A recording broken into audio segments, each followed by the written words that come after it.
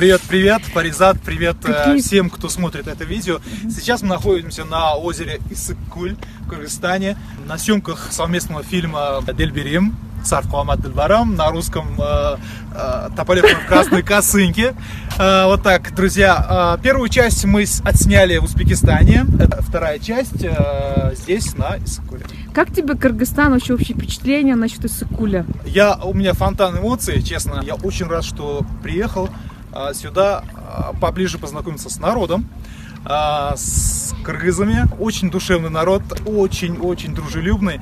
И мне очень приятно, что первая моя поездка состоялась именно посредством съемок и фильма. А что скажешь по поводу роли Ильяса вообще, вот личные впечатления вообще? Личные впечатления, конечно, мне очень жаль моего персонажа Ильяса, очень жаль, да, человек с тяжелой судьбой, можно сказать, с трагической судьбой, потому что он теряет абсолютно все, свое счастье, и мне очень интересно, что с ним стало потом. Если честно. Что с ним стало после этого? На душе тяжко.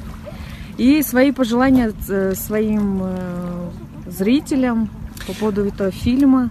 Во-первых, хочу поблагодарить всех, кто смотрит, кто пишет в соцсетях, пишет сообщения с благодарностью в поддержку нашего этого проекта совместного. Конечно, экран покажет, какой будет проект. Я думаю, он будет неплохой, потому что столько усилий и с узбекской стороны, и с кыргызской стороны, столько усилий, столько силы, столько нервов, времени.